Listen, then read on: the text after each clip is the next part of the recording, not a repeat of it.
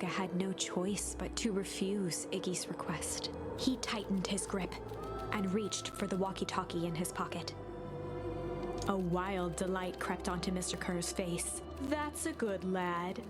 Now, radio for help. Iggy begged Luca with his eyes one last time, but Luca pressed the button and called out. We need help. Mr. Kerr is in danger. It wasn't long before they were once again surrounded by clipboards. Mr. Kerr sighed with relieved frustration. Haven't you already branched out? You really are a worthless lot, aren't you? I don't know what you mean. Like, the whole game branches out, but like, I don't know how many more there are to go. 9-ish chapters or so. Oh, I've still got a bit to go then. Okay. Mirror, now. A clipboard dutifully produced an ornate ivory hand mirror, and Mr. Kerr began preening his tousled hair. Ah, that's better. Mr. Van Horn, I applaud your sharp thinking under duress. Mirror now? I'll put in a good word for you with the founder. Take them away. A swarm of hands overpowered Luca. The last thing he saw before a cloth bag was pulled over his head was the defeated look on Iggy's face. The end. Oh, okay. I was like so confused. I was like, I don't know what you mean. I think this was a bad one joke. of those times where doing the right thing That's was a terrible the wrong joke. thing. Okay, so that was definitely not. But we've done all of these now, right? This side of the tree is all ticks, so we are basically just working through this one with different options. Good cop, sly cop. They'd run the classic good cop, sly cop interrogation. Luca and Rollo ducked behind a barrel, leaving Beck to her task. With a few crisp snaps, she roused Mr. Tolliver. What? What's going on? You're that Modewell girl? Please call me Beck. Sorry about all Mr. Tolliver this. looked down and shifted a bit, testing his restraints. Seems there's been a mix-up. You see, I'm down here for the same reason you are. Juniper sent you here? Beck caught herself before letting the surprise manifest on her face. She'd already gotten him to reveal his relation to Gran. This was gonna be easy. You know how Juniper is with her precautions? Operation Sparkplug has us all on edge. I guess she thought you needed some backup. But she sent a child? What better way to avoid prying eyes? Who would suspect a kid? I suppose that makes sense. Mr. Tolliver wriggled a bit in his restraints. Oh, I'm so sorry. Beck quickly removed the ropes. That had to be uncomfortable. Oh, yeah. But you understand. We never know who to trust in this town. Mr. Tolliver rubbed the growing knot on his forehead. Very true. Turns out we're both here Beck to twirled her hand, as if to prompt Mr. Tolliver to finish her thought. destroy the evidence. Beck shook her head and clicked her tongue. Yep, the old gal is nothing if not thorough. Mr. Tolliver let out an amused huff in agreement. She sure is. Can't blame her though. If anyone were to find out that we're going to destroy the source, well, we both know how bad that might be.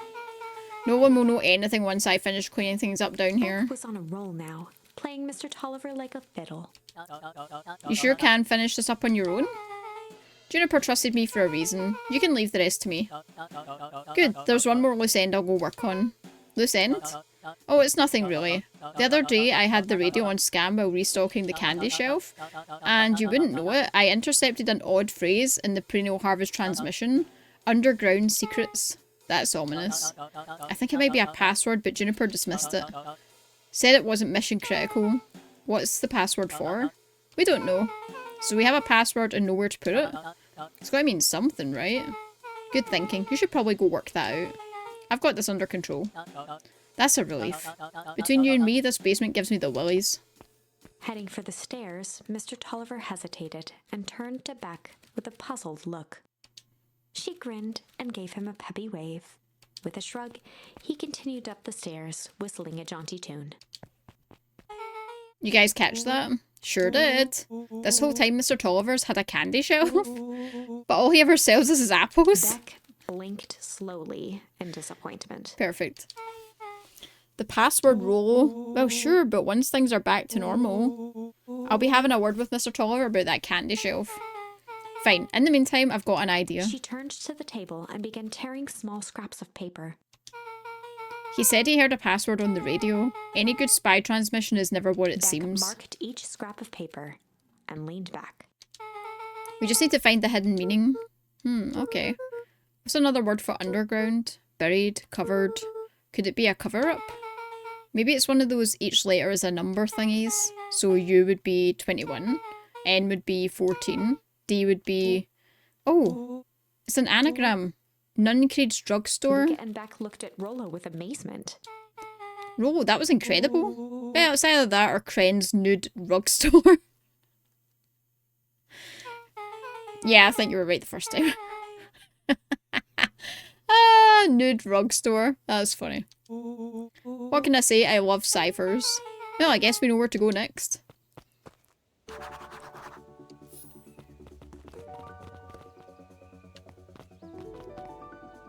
Wait, what? You scared me half to death? Sorry. You kids haven't seen Mr. Tolliver, have you? No. He's got me waiting around like a last slice of pie. I swear that man would be late to his own funeral.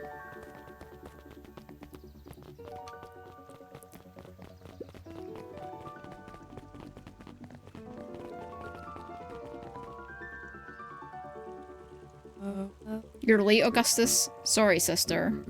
Was caught up with work. Work. You? Had a few more details to lock down for the festival. Oh, what did you have to report? What is this insipid town festival really about? I think looked around nervously. I think Mr. Kerr really does just want to do something good for the town. He's actually a pretty nice guy. You should spend some time with him. I didn't pull strings installing you as mayor so that you could make friends. Your job is to help me figure out what Kerr and Perennial Harvest's true intentions are. We have a responsibility. This is our father's town. Was. Excuse me? This was our father's town. He's gone, Aries, and he isn't coming back. Father left us with nothing but problems. Mr. Kerr came here and offered to help. We accepted. We didn't agree to them turning Father's warehouse into a toxic dumping ground. That's just temporary. The glow can be seen from our damn backyard. They're dumping their nasty little secrets on us. When all this inevitably goes wrong, who do you think will be blamed? Aris's cry hung in the air. We have a new choice to make now. This town is going to change whether we like it or not. Are we going to choose to be a part of that future or be forgotten in the past? It's a shame. Father named you Augustus, but you will always just be Gus. Good night. I'll see you at breakfast. It's getting late. Okay.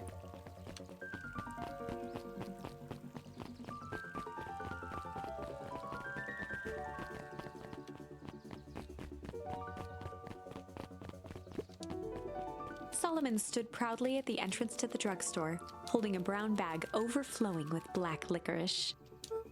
Hey Solomon, we're looking for Mr. Nuncreed. Is he still there? I'm afraid not.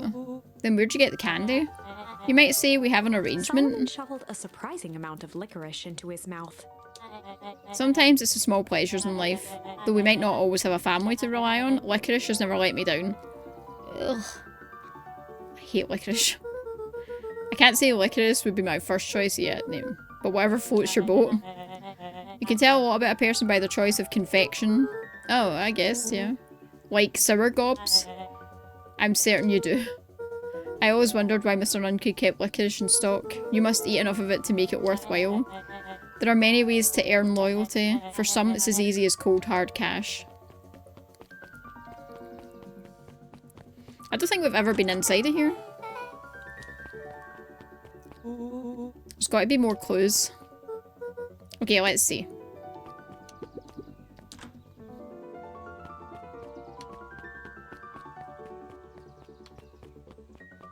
The phone box. I kept saying, when are we going to get to use this phone box? Only he uses it? Sus. Beck cupped her hands on the glass to peek inside. That is not a normal phone booth. It's got like a blinky keypad. Why would there be a blinky keypad?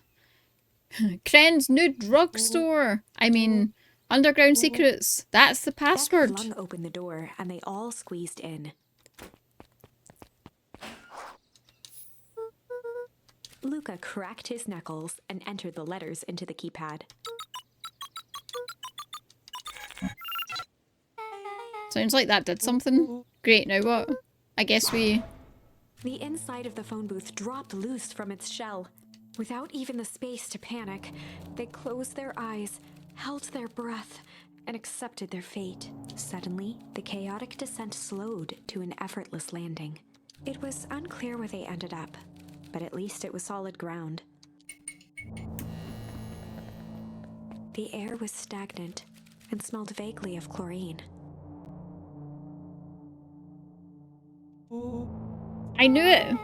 You knew that there was a secret hub full of strange tubes under the phone booth? Of course I did. Didn't I say that? No. I definitely thought it. Luca, do you remember when I said how cool it would be if the trans-dimensional conduits from Hank Atomic issue 12 were real? Rolo, at one point or another, you've said about every technology ever discussed in Hank Atomic. That's why I'm such a good predictor. Looks like each of these has something written on them.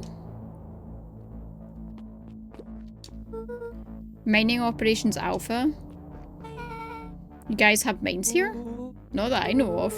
Town's all farms and fertilizer. And a series of tubes.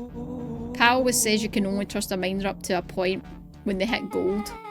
Not sure how that wisdom applies in this exact situation.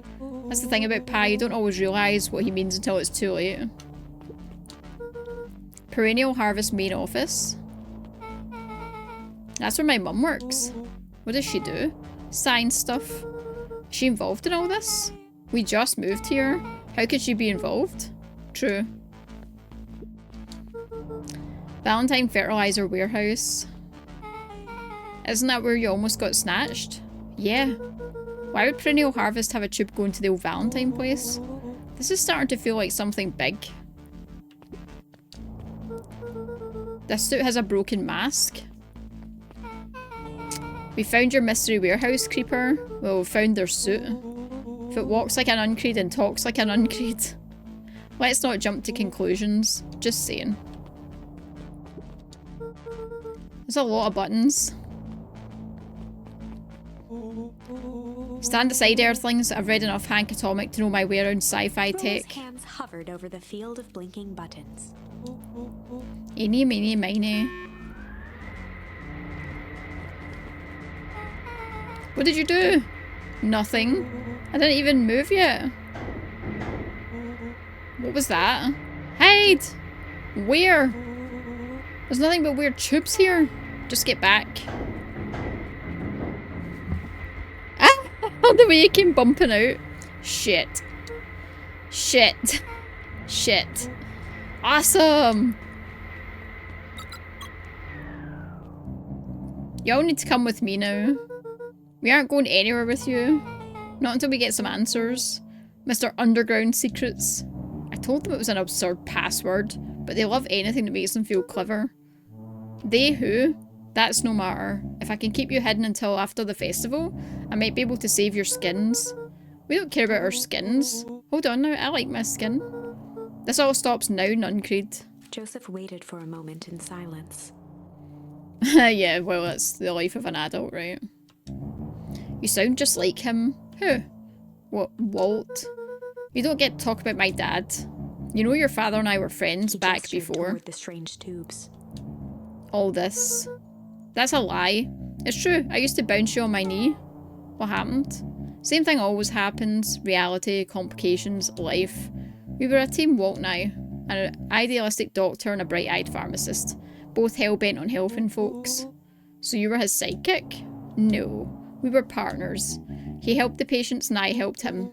Yup, total sidekick. Nuncreed let out a growl of a sigh. Luca, I need you to know this. I need someone to know this. One day, Sharper Valentine comes to us. Says he's got an opportunity. He found something he doesn't quite understand and he's willing to pay us both handsomely to help him understand it. And my dad said no. Your father and I both believe in helping people, but the thing I could never get him to understand was, it's a lot easier to help others if you help yourself now and then. Classic sidekick into villain plotline. Walt loved being righteous almost more than he loved his family. He was wrong about one thing though. When he begged me not to take Valentine's offer, he said, "Joseph, if a person says yes one time to Sharper Valentine, he'll make sure they keep on saying yes to him until the day he's dead and gone." He shook his head wistfully. Sharper's long gone, but he's still got me saying yes. Is there a point to this sob story? Not really, no. Just an old man trying to delay what needs doing. Nuncreed took a menacing step towards the children. I tried to keep you safe. I tried to keep you and Juniper out of this, but you forced my hand. Luca began to laugh. What? You really don't know? My gran isn't out of this. She's been scheming right under your nose. Juniper? Seems like she's planning on crashing the town's party. She's going to disrupt the festival? Why would she? The color drained from Nuncreed's face. How does she know? Apparently she knows a lot of things. What? Let's just say this isn't the only underground lair we've busted into today. And honestly, hers is way cooler. She's got maps and explosives and bad intentions, big man. Nuncreed grabbed Luca by the shoulders. His eyes were frantic. You need to tell me what she's going to do right now. She doesn't understand what it is she's messing with. Tell me now, she's in danger, boy. I don't know. She had a map with a mark on the fountain in the town square. The fountain, but why would... A jolt of realization struck Mr. Nuncreed. She knows about the source? What the heck is the source? If she tries to destroy the source, it could catalyze, and dear God, she's going to freeze us all. His ears, oh my God, look at them flapping in the wind. You all need to run. Run where? Away. As far away from this town as you can get. Head west and don't look back. I love the way he just jumps in. That did not go how I expected. So, we're totally following him, right? Totally. See you on the other side. You good? Yep. I love this town. Chapter 8. The Cold, Hard Truth. Beck leapt up, allowing the suction to yank her into the dark. Dimness eclipsed around her like the shutter of a camera as she seemed to cover great distance in mere moments. Her only points of reference were glints of upcoming turns, which approached with frightening speed, only to carom her gracefully along. She heard the tinny, distant echoes of Rollo's glee. Once she stopped fighting against it, the ride was impossibly smooth. Then, all of a sudden, as if minutes had passed in an instant, light blazed into view. Oh, we're back in the snow. Wintry air snuffed across her face, and she was flung Would you out run into or the cold. follow? I'd probably follow. I don't know. I like to think I'd follow. Oh, we're down the manhole? I see. Whee! The little noise. Whoop. Intense? Yeah. I think I might have partied with some fluids in there. Any idea where we are? Somewhere cold. Doesn't look like it got on any of us. I don't feel like we travelled that far. Where did it all go? This place sucks. Why would anyone even want to blow something up out here? Only one way to find out, I suppose. We've got to catch up to Nuncreed. I think he went this way.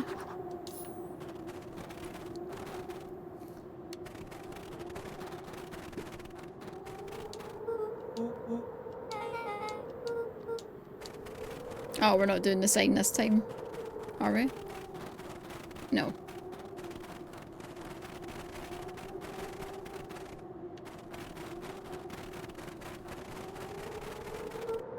Okay, this is starting to feel really familiar.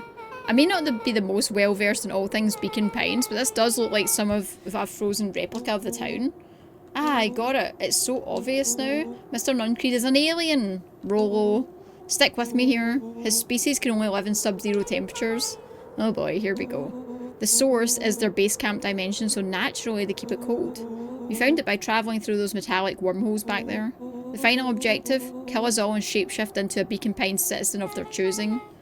You never really had me, but you very much lost me. We've got to keep moving. As they rounded the corner to the frozen town square, they spotted Mr. Nuncreed inching cautiously toward a pit at its center. He held his arms out gingerly, as if approaching a beast in the wild. Upon closing the distance, Luca recognized what Nuncreed was after. Gran stood confidently at the edge, one arm outstretched over the abyss. Nearby, a wheelbarrow had been emptied out. She held a lit torch, which flickered in the bitter wind. I don't know what you think you're doing, but I assure you this is not going to solve anything. If you drop that, you've doomed this whole town. Oh, it wasn't me who doomed this town. I've been watching you, Joseph. I know what you've done. You and your co-conspirators. Gran? What's happening? Look how you and your friends need to leave right this moment. Nuncreed turned back toward the kids, desperation in his eyes. Listen to your grandma, Luca. This is between me and Juniper. Roman held steadfast in awe. Luca approached closer. Mr. Nuncreed spun back toward Gran, his voice growing louder. You've got it all wrong, Juniper. Just hand over that torch. You don't understand what you're doing. How could I possibly trust you to do the right thing? Walt told me everything. He trusted you and you betrayed that trust. Luca, did you know that this man's entire life is a lie?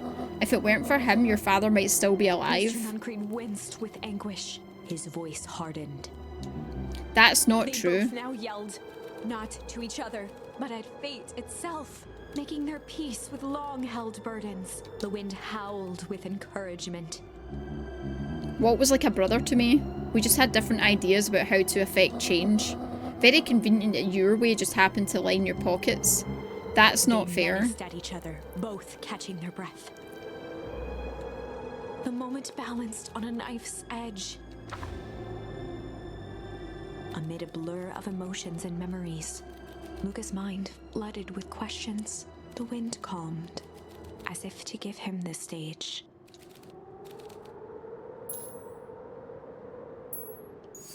And in the stillness, he began to hum.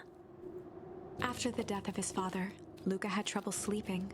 Each night, his mother would sit at the foot of his bed and hum a gentle melody.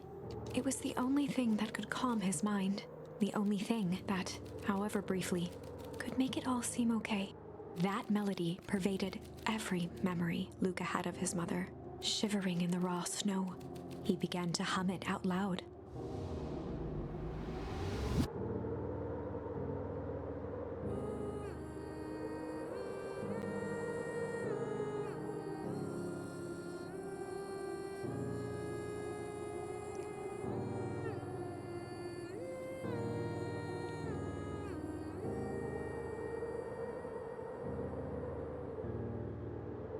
Gran lowered the torch, listening closely.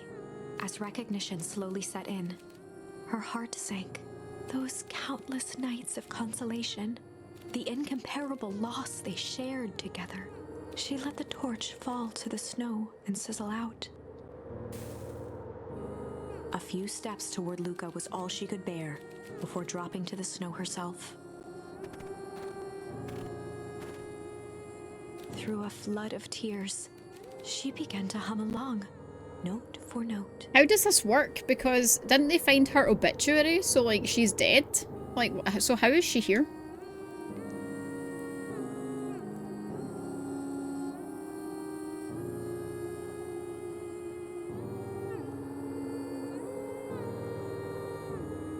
How indeed.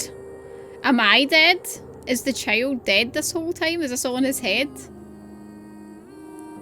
Am I the drama?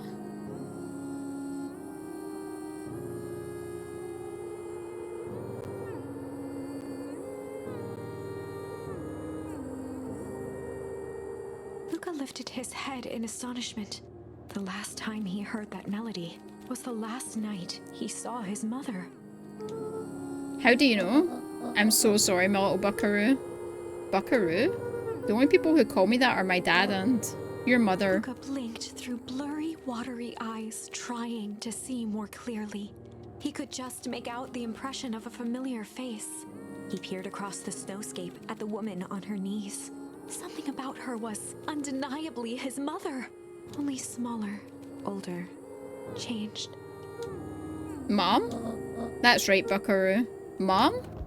Wait, what? Luca sprinted as fast as he could toward his mother. They held each other close, and the cold retreated from their bodies. Wait, but how? Eleanor? I thought you were gone. You should have known I would never abandon my Eleanor looked son. down at Luca, tightening her embrace in an appeal for forgiveness. How? You're a smart man, Joseph. I thought you'd have pieced it together by now. You were exposed. I don't understand any of this. What happened? Where did you go? Why did you leave? I never left. I was always right here. Why did you lie? It tore me up, but I did it to keep you safe. I thought that getting answers would help us both move on, but the more I discovered, the more I realised the danger we were in. Until perennial harvest was stopped, it was better if everyone thought I was gone.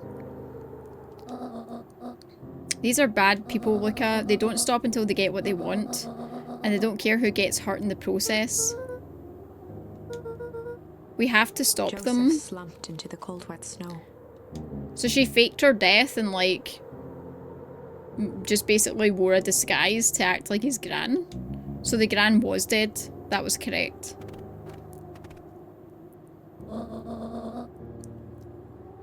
I tried beating them at their own game. I'm done fighting fire with fire. For the first time in a long time, her voice felt like her own again.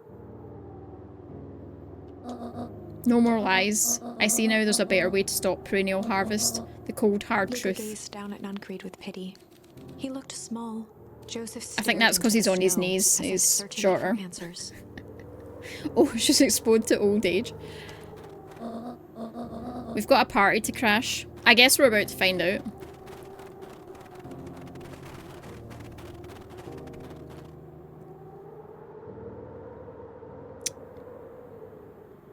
Are you coming, or? You don't understand, he always wins. Chapter 9. The final chapter. The devil you know. 7 months ago, Eleanor Van Horn crept down the maze of sterile hallways under perennial harvest. She stopped in front of the large steel door marked Deep Engineering. No turning back now. She raised a trembling hand. The stolen keycard worked as promised, and the door buzzed open with mechanical efficiency. She was immediately hit with the smell of disinfectant. It was some sort of laboratory. In one corner was a desk covered in papers. Across the room stood a tall metal pod with hoses protruding from its base. She rushed to the desk and began shifting through the piles of papers. They were experiment reports on something called Tempus Liquamen. There were dozens of them. Every one stamped failed. Eleanor heard the sharp echo of footsteps approaching. She was out of time. Her eyes scanned the room, eventually landing on the strange pod. Muttering a curse under her breath, she dashed over and dove inside. Ooh, I wouldn't dive into a strange pod. That seems like not a good idea. Oh my god, this guy talking about change again. Fuck.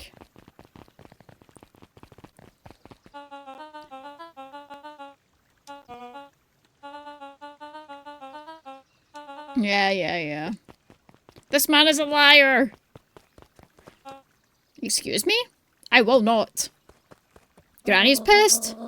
This town has a dangerous secret and perennial harvest only exists to keep it hidden. Nonsense.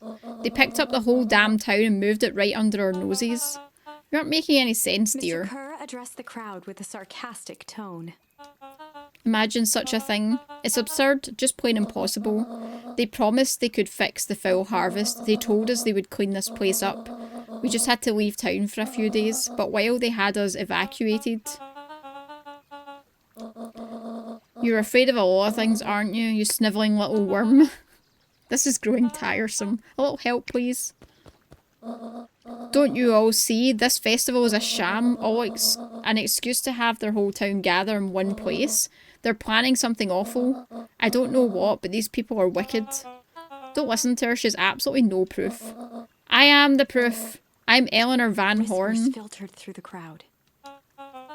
Well, aren't you just as sneaky as the Dickens? We all knew Valentine's fertilizer was too good to be true, and now this whole town is paying the price. I am so sorry about this disruption. My associates will take care of this disturbed woman. So she can get help, my god. She's not the one who's disturbed. You two-timing clown. You You all know there's something wrong with this town. It was just easier to look the other way. The truth is...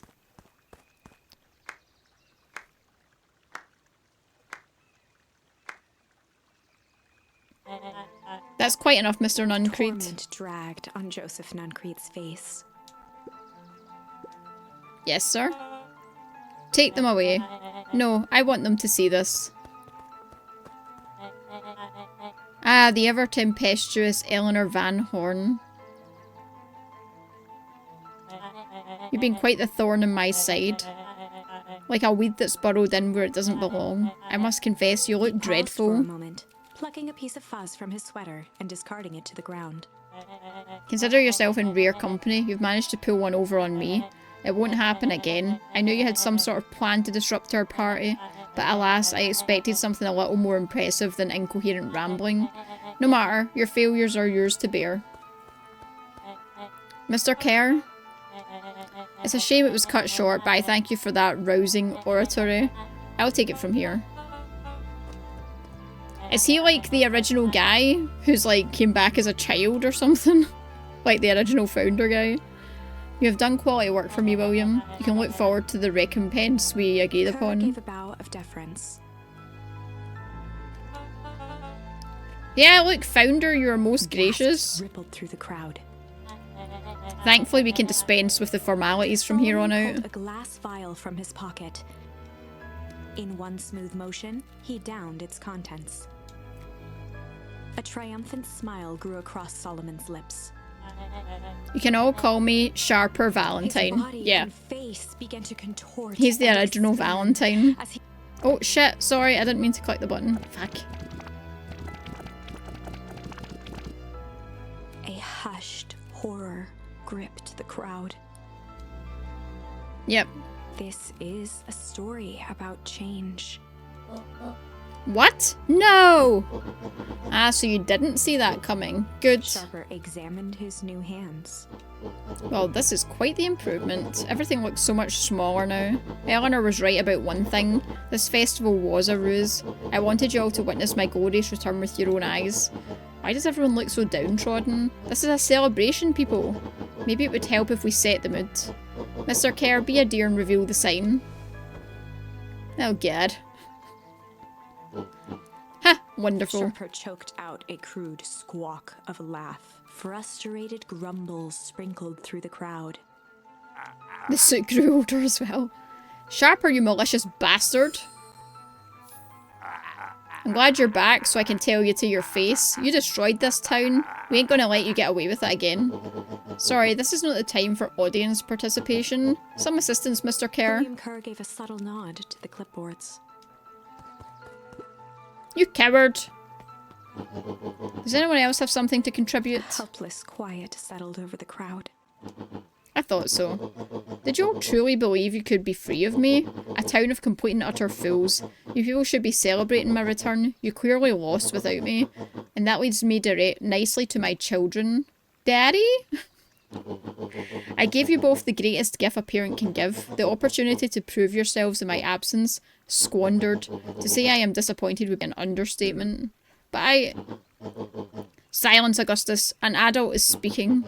I don't know which is worse, a son who is completely hopeless or a daughter with such potential who inevitably lets me down. ARS, you fail me with admirable consistency. Thankfully, I was counting on it this time. Father, I have been wasting time, my dear. What have you accomplished? I was focused on cementing our legacy. Legacy? Who needs a legacy when you can just live forever? But what about... It's alright, kiddo. I'm afraid you suffer from a complete lack of imagination. There's just no helping it. Now then, where's Joseph? You didn't take the opportunity to slip off, did you? Ah, there he is. Everyone should give him a hand. None of this would have been possible without Joseph. I think you've said enough. Nonsense, these people deserve to know how helpful and loyal you've been. I only did what I did because he left me with no choice. You always had a choice, Joseph. You were simply too weak to take it. No matter. Cheer up. You are about to be rich beyond your wildest dreams. You should follow Mr. Kerr's example. When I found him, he was in a sorrier state than any of you. An aging actor desperate to recapture his youth. He played his part and soon he'll be able to play the leading man again. Forever, in fact, if he remains loyal. That goes for all of you. while those who haven't already frittered away my goodwill. Beacon Pines is mine again, and I am willing to share its spoils in exchange for absolute loyalty. Are you saying William Kerr was never in charge of Perennial Harvest? Huh. You think a puffed up blatherskite could have accomplished all of this? Dawn, I suppose it's time for your big exclusive. Sharper addressed the crowd with indignant pride. Kick him in the balls. He'd planned this moment for so long that now, at the deed's fruition, it almost felt frivolous. You see, I needed a figurehead to hold things down while I orchestrated my return. Someone to misdirect, lie, and bilk this town for a spell. So I invented William Kerr. Take your bow, you've earned it. Mr. Kerr flourished a preposterously elaborate bow.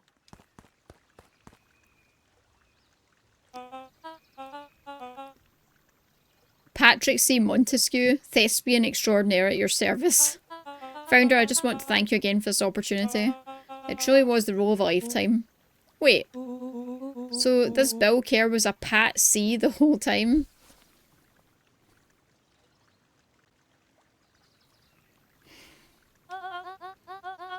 Now that your secret is out in the open, what's to stop this town from rising up against you? Oh, that's the delicious part. Fear. Thanks to our clipboards, I know that each and every person in town fears most, and I will make those fears manifest for anyone who steps out of line. The choice is simple. I'm not afraid of you. Ha, the young hero. I've been keeping a keen eye on you, boy. You and your friends made a habit of disrupting my plans. What a pity. If things would have gone a bit differently, you might have had your moment of triumph, but that's fate for you. You can't do this. Oh, but I can. I have won. Never underestimate what a great man can do given time. And now time is my plaything. Perhaps the most expensive thing I've ever bought, but well worth it. Huh? Sharper coughed up one final laugh and cracked his knuckles. Oh god, no. Enough chit-chat, let's get to work, shall we? And so, Sharper set about remaking the town in his own image. The fertilizer factory soon reopened for business. Sales rose steadily as more and more farmers across the countryside began to swear by its miraculous properties. Beacon Pines became famous, a secretive town that, for the right price, shared its gifts with all. Gifts that became more and more necessary in a world where winters grew longer and longer. The end. That was a nice ending. Wrong, but things are becoming clearer now.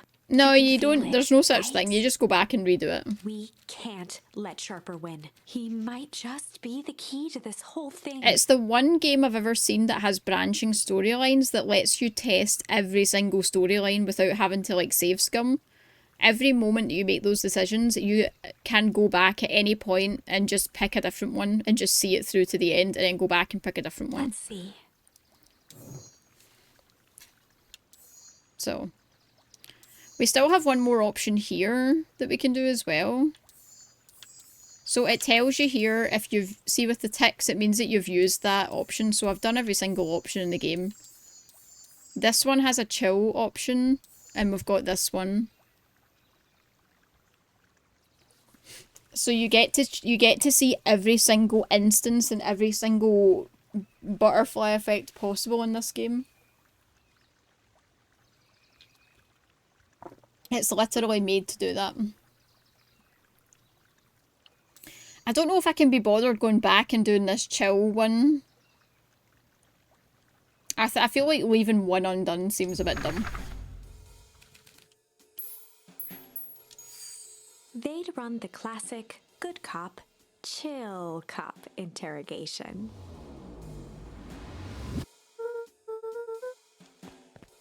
Luca walked calmly to the light switch, flicking it off and on a few times. Well, I think this game's older than that though, right? This is quite an old game, no? Mr. Tolliver shook his head, gathering his wits. Golly, I sure got my bell He rung. looked over to find Luca, who returned a calming grin. Sorry, Mr. Tolliver. This was all a big mistake. What's going on here? Why do you have me strapped down? No one's fault really, Ro just got a little startled. Rose here? Rollo and Beck emerged from hiding to give a timid wave. Well, alright. Mistakes happen. You kids give the old harem a good scare. Let's get me out of these ropes and call it Luca even. glanced over to Rollo and Beck, who replied with skeptical looks. This is 2022. Oh, maybe it is after Detroit Become Human then? I thought it was before. Oh, okay. This game is newer than I thought it was then. That makes me feel a bit better about not getting to it so soon. Why are you in my grand's basement? I'm here to help, of course. You just cut me loose, I can show you. Mr. Tolliver exhaled with... I'm mostly going to skip through because I know exactly what's going on now, so I'm just going to... Why should I turn my back on your family now? This seems pretty weird. Bored with names of people in town, an archive of my dad's old Luca patient gestured to the notes. corner. Barrels of explosives. You need to untie me, you kids deserve an Luca looked again to Rollo explanation. and Beck. This time they shrugged. Luca began to slowly loosen the bindings. Oh, so it was... Mr. Tolliver My gently apologies. rubbed his wrists. Maybe it did take some nods from that. This will make sense in Edged time. imperceptibly toward the stairs as he spoke. You see, this town has secrets, a very dark Before the past. kids had even noticed his movement, Mr. Tolliver was at the light switch. A past that must be brought to... Punctuated his final words by flicking the switch and rushing up the stairs. Light. Son of Beck a... darted to the wall and turned back on the lights. Wait, did they lock us in? It was too late. Rollo confirmed what they all heard. He just locked Mr. us down Tolliver's here? muffled voice came from behind the door. I wasn't lying, you know. This is for your own good. You kids just keep tight down there and let the adults They handle looked this. bewildered at each other. Play it cool, huh? Not now, Beck. Okay, so yes, that was a quick They heard no. the staccato thump of quick steps exiting the house. The kids looked down in resignation. This isn't how it goes in Hank Atomic. For some reason, they'd always assumed it was up to them to save their town. Luca opened his mouth, hoping to conjure some magical words to make this right. Only a hollow croak escaped. The end. Okay, Well, we certainly aren't going to find a grand resolution. Back to the drawing board. okay. Yeah, that's fine.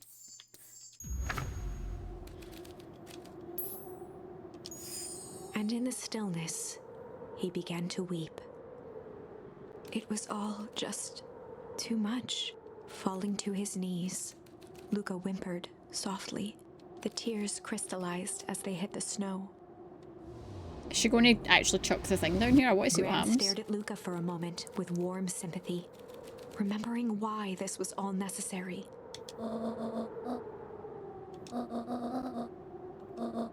She stiffened up and brandished the torch at Mr. Nuncreed. I can show you where I used that.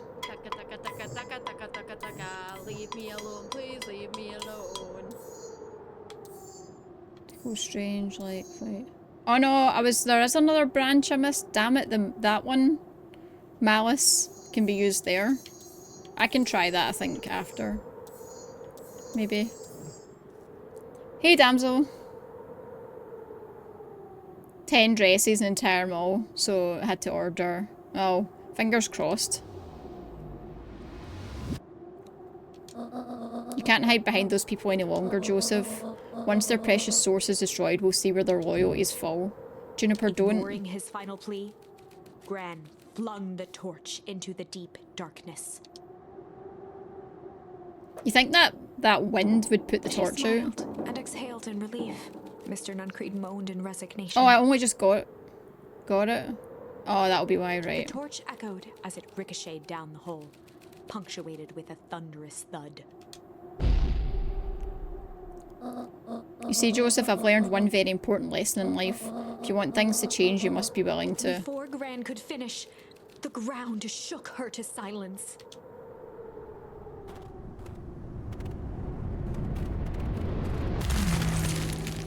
Oh, shit. Wait, are we... dead? Gran only had time to spin around and run to Luca. Her attempt to shield him, an honorable but trifling act. Unflinching love, pitted against an unthinking horror.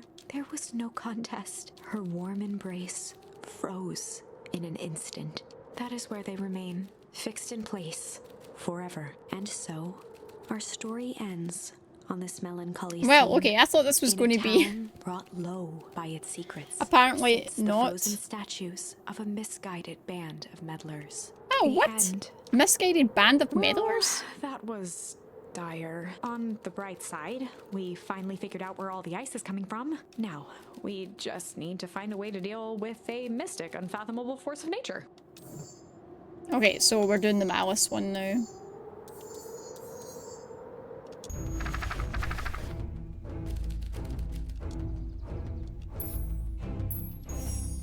There was a malice lurking behind those eyes, like a trap ready to spring. Luca felt the weight of Nuncrete's hand on his shoulder. Something wasn't right. He didn't know why, but something was telling Luca to get out of there. I just want this to be over. Of course, I'm sure it will all work out soon. I should get going. I told Roxy I'd check for Ro at the Luca treehouse. twisted free of Nuncrete's grasp. Of course. I can't actually remember this bit. You know, your dad and I were good friends back in the day. You can come to me with anything. Anything at all. I do not remember this storyline.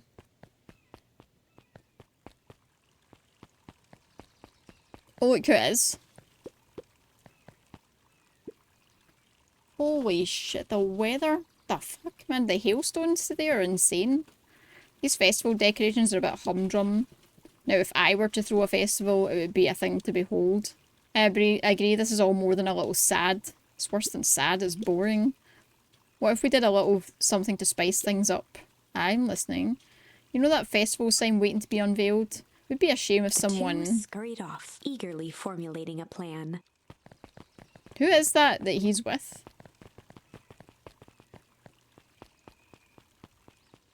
Oh shit, is that thunder?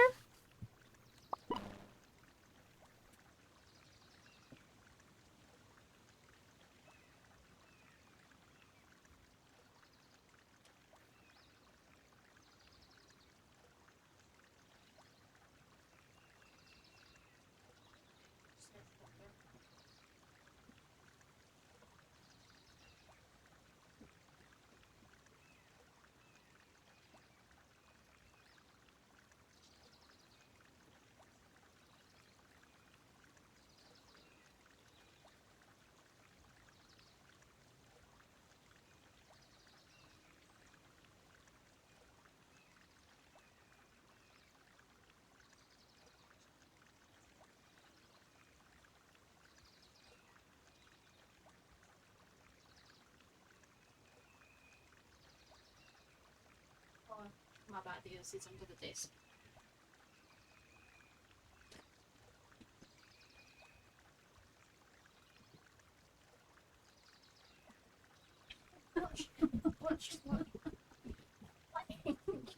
I just fell. Oh. Well, thank you for that. I just fell over the dog. Oh. I was looking for Jax because thunder and lightning just started. And like ran behind my legs and I just fell fell over him. Oh. Oh, that was funny. Oh. You still have to go out later, yeah. Classic Scottish October thunderstorm, yeah. Oh, Jesus Christ. Oh. Oh, yikes forever. Well, Jax is hiding under a desk. It was Link. He was just excited because I was up walking about. Anyway. And I'm able to locate you on our staff roll. I don't start until tomorrow. Mr. Kerr said I could come in early and get a few things done.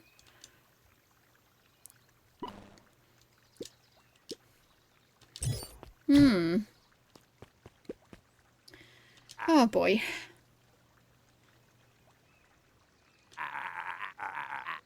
You could get a wrench to the noggin sneaking up on a guy like that. Don't scare me while he's junking.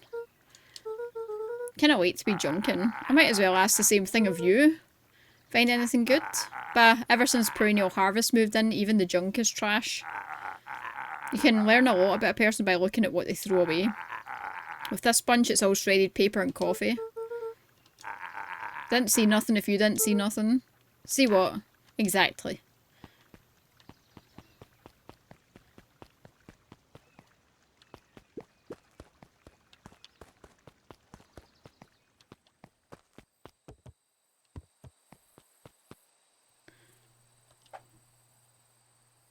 Alright, yeah.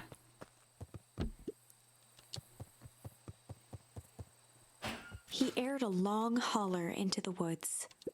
Rollo! Let's sigh.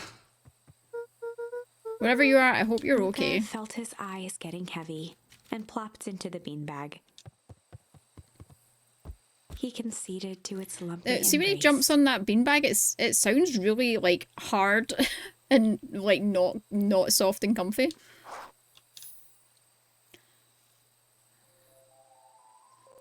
Once again, Luca found himself in a vast black expanse. This time, he knew exactly where to go. He took a single confident step forward. The world flickered and pulsed. He found himself standing in front of the frigid air of a blazing campfire. The source. He plopped down cross-legged and gazed into the cold flame, waiting. Soon enough, the fire began to die out, popping sporadically, until all that was left was a single ember. Luca stood up and dusted himself off. He plucked the glowing ember from the cold ash, examined it, and slid it into his pocket, a keepsake. The voice of his father spoke behind him. "You made me proud, Buckaroo." Luca turned to face him. "Dad, what is this place?" A warm grin grew across his father's face. "A place where everything that has been and everything that could be all wait together." Luca found himself staring at his father's face, trying as hard as he could to memorize every single detail. Wait? For what? Another voice spoke out as Luca's doppelganger stepped forward. "That's up to you." Without knowing why, Luca began to weep. Is any of this real? Are you real? Luca's father Probably bent not. down to smudge away a tear. "Of course. I'm as real as the part of you that misses me." Luca turned to look at the older version of himself. "And you?" The doppelganger choked back tears. "I'm as real as the part of you that's angry he's gone." Does that make sense? Through his tears, Luca laughed. "I think so." His father pulled him in for an embrace. "Time to go, Buckaroo." Luca was startled from his dream by a banging on the floor. Are you in A there? commanding voice rumbled from below. Just as Luca sprang to lock the entry hatch, the door knocked open. Chapter 5. Dangers Big and Small. Luca stumbled back. He heard the rope ladder creak under significant weight. Keeping his eyes fixed on the hatch, he inched backward to the balcony. As his hand grasped the door handle, Luca froze. A large figure clumsily wriggled up through the hole. Stop right there, or I'll... Sheesh, I know it's dark and all, but I figured you'd recognize me. The large figure Roll? cocked its head inquisitively. Stop now or I'll clobber you with a baseball bat. Whoa, whoa, whoa, take it easy. Look how you need to get your eyes checked. It's me, Ro. Nice try, but I know you aren't Ro. You're like one of his random uncles or something. Where is he? Huh, uncle? Look, I quit messing around. It's me. If it really is you, prove it. Flaming chicken coop, Luca's jaw dropped. He peered more closely at the man standing in front of him. Something about him was undeniably Rollo, only bigger, older, changed. Friggin' change. So many changes, I don't like it. What happened? When I was running away, I ran into more people in those yellow suits. They grabbed me and dragged me away. Where did they take you? I don't know, they threw a bag over my head. It was cold, smelled like a swimming pool. I think it was an underground lab or something. They made my hands all big, look. Rollo proudly presented his hands to Luca. Pretty sweet, right? I mean, it wouldn't be my first pick for a superpower, but beggars can't be choosers. Rollo isn't just your hands. My feet too?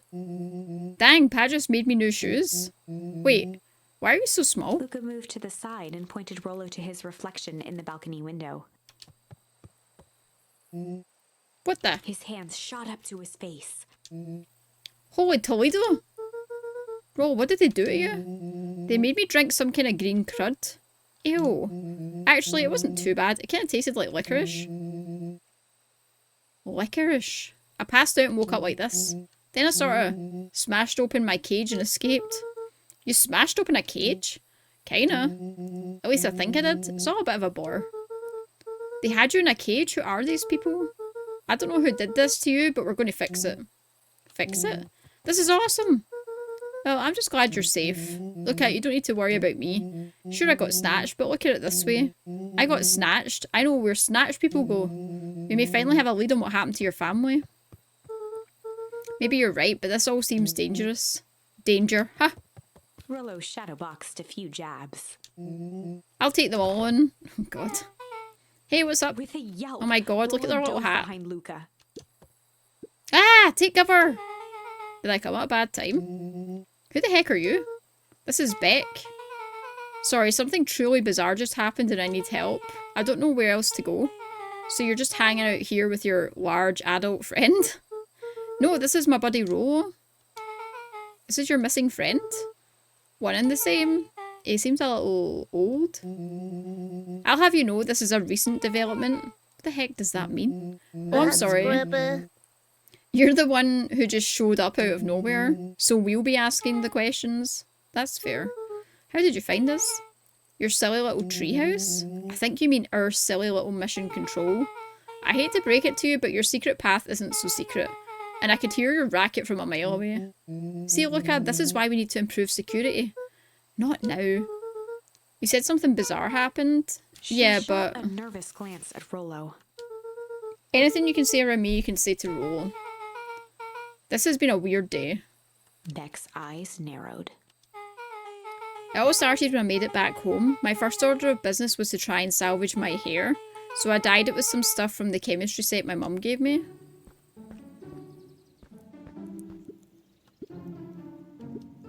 Hope no one notices. Notices what? Nothing, I was just... Come over here and let me have a look. What in the world did you do to your hair?